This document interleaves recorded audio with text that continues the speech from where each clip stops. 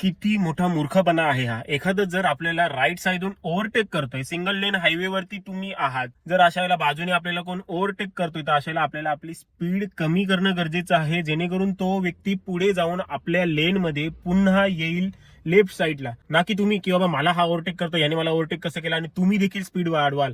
हे करणं चुकीचं आहे. अचानक जर त्याच्या समोरनं एखादी गाडी आली तर मोठा अपघात होऊ शकतो, त्यांच्यासोबत तुमचा देखील अपघात होऊ शकतो. तुम्हाला जर चांगला ड्रायव्हर बनायचा आहे तर रोड शेअर करणं ही सगळ्यात मोठी निशाणी असते चांगल्या ड्रायव्हरची. कोण ओव्हरटेक करतोय त्याला ओव्हरटेक करू द्या, तुमची स्पीड जी आहे ती कमी करा, गाडी थोडीशी लेफ्ट साईडला आणखी दाबा, म्हणजे त्याला या लेफ्ट साईडच्या लेन मध्ये येणं सोपं जाईल. ना की असा मूर्खपणा आपल्याला करायचा